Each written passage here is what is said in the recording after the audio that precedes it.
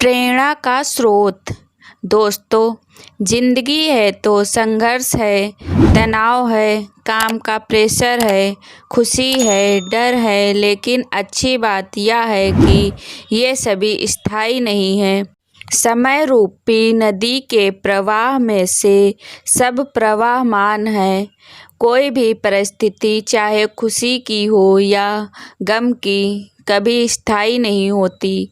समय के अविरल प्रवाह में विलीन हो जाती है।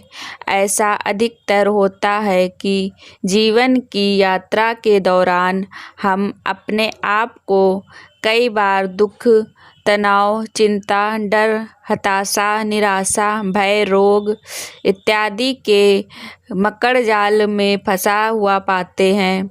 हम तात्कालिक परिस्थितियों के इतने वशीभूत हो जाते हैं कि दूर दूर तक देखने पर भी हमें कोई प्रकाश की किरण मात्र भी दिखाई नहीं देती।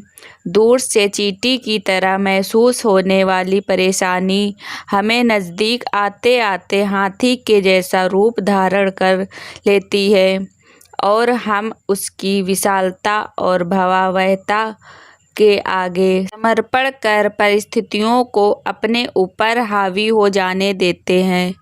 वो परिस्थिति हमारे पूरे वजूद को हिला डालती है, हमें हताशा निराशा के भंवर में उलझा जाती है। एक एक क्षण पहाड़ सा प्रतीत होता है और हम में से ज़्यादातर लोग आशा की कोई किरण ना देख पाने के कारण हताश होकर परिस्थिति के आगे हथियार डाल देते हैं। अगर आप किसी अनजान निर्जन रेगिस्तान में फंस जाएं, तो उससे निकलने का एक ही उपाय है, बस चलते रहें। अगर आप नदी के बीच जाकर हाथ पैर नहीं चलाएंगे तो निश्चित ही डूब जाएंगे। जीवन में कभी ऐसा क्षण भी आता है जब लगता है कि बस अब कुछ भी बाकी नहीं है। ऐसी परिस्थिति में अपने आत्मविश्वास और साहस के साथ सिर्फ डटे रहें, क्योंकि हर चीज का हल होता है, आज नहीं तो कल होता है। एक बार एक राजा की सेवा से प्रसन्न होकर एक साधु ने उसे एक ताबीज़ दिया और कहा कि राजन, इसे अपने गले में डाल लो और ज़िंदगी में कभी ऐसी परिस्थिति आए कि जब तुम्हें लगे कि बस अब तो सब खत्म होने वाला है, परेशानी के भंवर में अपने आप को फंसा पाओ, कोई प्रकाश की किरण नज़र ना आ रही हो, हर तरफ निराशा और हताशा हो, तब तुम इस तावीज़ को खोलकर इसमें रखे कागज़ को पढ़ना। उससे पहले नहीं। राजा ने वह ताबीज़ अपने गले में पहन लिया। एक बार राजा अपने सैनिकों के साथ शिकार करने घने जंगल में गया। एक शेर का पीछा करते करते राजा अपने सैनिकों से अलग हो गया और दुश्मन राजा की सीमा में प्रवेश कर गया। घना जंगल और सांझ का समय। तभी कुछ दुश्मन सैनिकों के घोड़ों की टापों की आवाज़ राजा को आई और उसने भी अपने घोड़े को एड़ लगाई। राजा आगे आगे, दुश्मन सैनिक पीछे पीछे। बहुत दूर तक भागने पर भी राजा उन सैनिकों से पीछा नहीं छुड़ा पाया। भूख प्यास से बेहाल राजा को तभी घने पेड़ों के बीच में एक गुफा सी दिखी। उसने तुरंत स्वयं और घोड़े को उस गुफा की आड़ में छुपा लिया और सांस रोक कर बैठ गया। दुश्मन के घोड़ों के पैरों की आवाज़ धीरे धीरे पास आने लगी। दुश्मनों से घिरे हुए अकेले राजा को अपना अंत नजर आने लगा।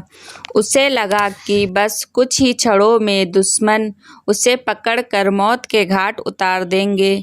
वो जिंदगी से निराश हो ही गया था कि उसका हाथ अपने ताबीज़ पर गया और उसे साधु की बात याद आ गई।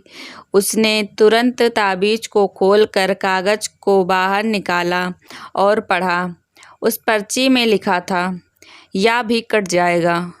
राजा को अचानक ही जैसे घोर अंधकार में एक ज्योति की किरण दिखी। डूबते को जैसे कोई सहारा मिला। उसे अचानक अपनी आत्मा में एक अकथनीय शांति का अनुभव हुआ। उसे लगा कि सचमुच यह भयावह समय भी कट ही जाएगा। फिर मैं क्यों चिंतित हूँ? अपने प्रभु और अपने पर विश्वास रख, उसने स्वयं से कहा कि हाँ, यह भी कट जाएगा। और हुआ भी यही। दुश्मन के घोड़ों के पैरों की आवाज़ पास आते आते दूर जाने लगी। कुछ समय बाद वहाँ शांति छा गई।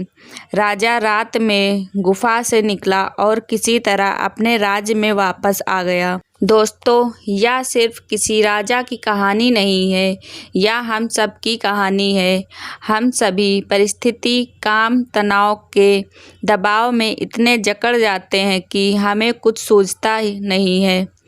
हमारा डर हम पर हावी होने लगता है। कोई रास्ता, समाधान दूर दूर तक नज़र नहीं आता। लगने लगता है कि बस अब सब खत्म है ना।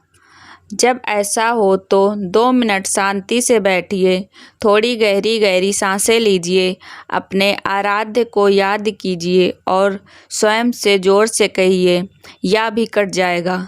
आप देखिएगा, एकदम से जादू सा महसूस होगा और आप उस परिस्थिति से उबरने की शक्ति अपने अंदर महसूस करेंगे। आजमाया हुआ है, बहुत कारगर है। आशा है जैसे यह सूत्र मेरे जीवन में मुझे प्रेरणा देता है, आपके जीवन में भी प्रेरणादायक सिद्ध होगा।